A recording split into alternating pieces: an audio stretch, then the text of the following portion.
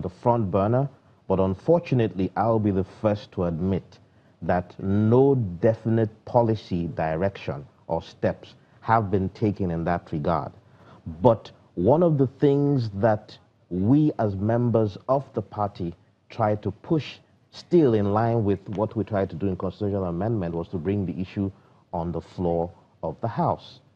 And you all know what happened, because there's still a lot of misunderstanding, unfortunately, within the different members of the National Assembly and within my, unfortunately, male colleagues about their own perspective about that. But it is actually something the party is keen on, and which is why we believe for that to even be actualized, the whole idea of a regional system further estranges women from involvement. And we think the states as a federating unit will be a better platform from where women can get closer and more involved in government. And which is why some of us are also pushing for even local government autonomy, all in a bid to increase the involvement, because the postulators of the regional system still haven't defined. There are a lot of questions that are not defined. Now, part of, I want to read something from someone who's watching at home, and he made reference to something that another person spoke about, so I want to see if we can take that on. His name is Patrick, and he said, it seems the fear of the unknown is the greatest drawback to the debate around restructuring, because some states and parts of the country fear being thrown into penury. And so would a realistic discussion acknowledging these fears help us move forward? Is this really true, or is this a myth? This idea that, is it the political class that is scared, or is it the citizens? Everybody actually is scared. All of us are afraid of change. But it's now for the political class to assure change is transitional. In fact, any question will be transitional. In Kenya, they had 3 years. We agreed today we shall do this, and you have 3 years to adjust. We need to be rational. We need to communicate. And once we have a document like the VOR has produced, it's good to examine it and then say some things will be done within a year, some within 5 years, so some within 10 years. This document, what is it exactly? Is it a new constitution? Is it, what is it? It's a draft produced by VOR, synthesizing all the documents back to the 2014 confab, to the Rotten Williams. So it's a draft constitution? It's a draft completely specifying. So you've done all the work already? You see, Nigerian government is very wasteful. We did this one without costing a kobo to anybody.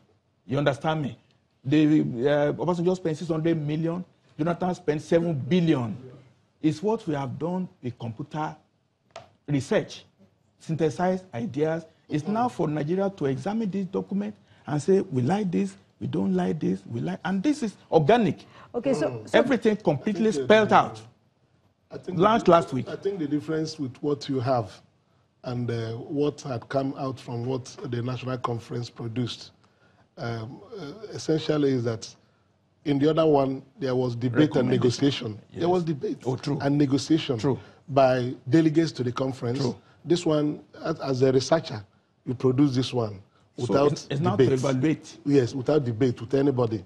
It is easier to move forward with things that have been debated and negotiated and consensus arrived at. True. Coming to what the APC recommended as their own restructuring, you know, restructuring in Nigeria is not about the political party. True. No political party can tell Nigerians the way they will coexist, the way they will live. It is something the people will make, you know, by their own decisions. True. And the chairman of their committee, you could see, said they don't want any new state to be created. That is, states are too much. It's because it's from Northwest and they have 7 states.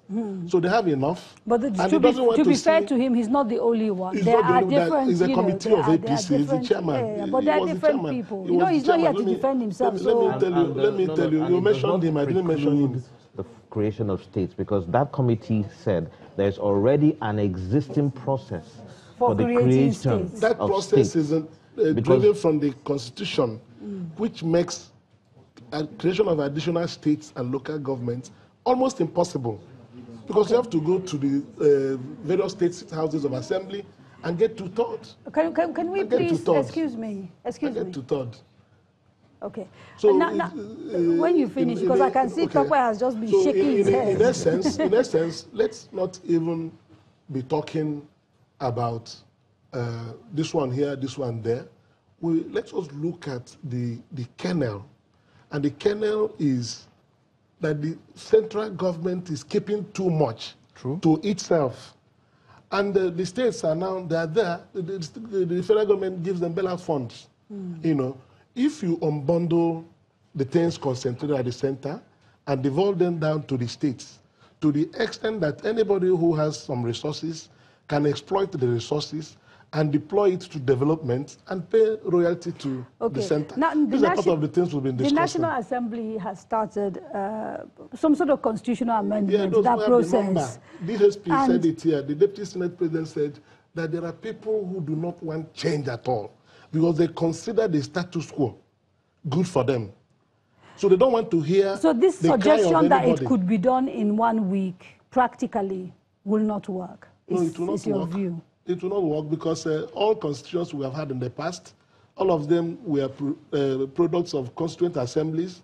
The one we have presently, there was no constituent assembly. There was no place Nigerians came together to arrange these things that we are operating today. And that is the major agitation and attack from those who are not comfortable with the status quo. So we must find a way to address the imbalances. So you don't, what I'm hearing is you don't have faith in the current constitutional amendment taking place. There was a time we said it should be disbanded. They're trying to arrest us, myself and the Braithwaite, Tunji Braithwaite and Barabe Musa. So till tomorrow. If you say we the Nigerian people give ourselves this constitution and we did not make the constitution, it's not right. Okay, let me so we must find a way around it. Let me bring Mr. Fashua in because he's been shaking his leg and shaking his head. And No, I mean, we have so much to say and so little time, actually. I would like to say that the focus should always and continue to be on the Nigerian people. Even when the distinguished senator talks about, the Constituent Assembly and all of that, it's still a case of elites bringing themselves together. How well are we able to go to the man on the street and say, what do you want? Can even understand what we're talking about. Okay, but that isn't hang on, it is an important issue, clarify it. Yeah. Isn't that part of the problem, that actually, if you were to go to the average Nigerian person, because he hasn't been empowered, because he hasn't been educated, he might not even understand the issues sufficiently to be able to make an informed decision. That is why whenever you bring yourself together as elite, your thinking must always be, how does it make the life of that common man better? Let me tell you, I'm an economist, and I'm sitting down here, I'm seeing that Nigerian economy has been shrunken to the cities and Abuja. I see how the local governments and the villages have been totally ostracized and forgotten in a time warp. In penury and pain, they have nothing, and so whatever it is we're thinking about this restructure, it's not about creating a new state. You talk about the states, you go to the state government houses, you see the number of SUVs they're driving around, maybe like 30, 40, 50. This guy spent billions on some of these things. How does it affect the common man? We're saying that at the end of the day, whatever kind of arrangement we're trying to, if it doesn't make the life of that man better, listen. We are hitting the radar in many wrong ways. We have almost 200,000 Nigerians escaping from this country, running across the Sahara into Libya and swimming across the Mediterranean. 30,000 of them died last year. We're sending, in fact, 100,000 prostitutes into Italy.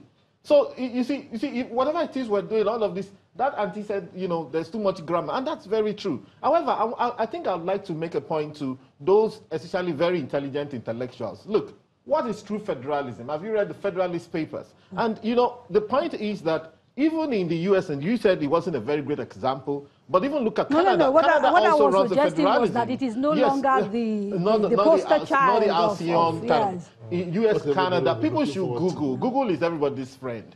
in the US, there's no state that stands fully on its own. New York, very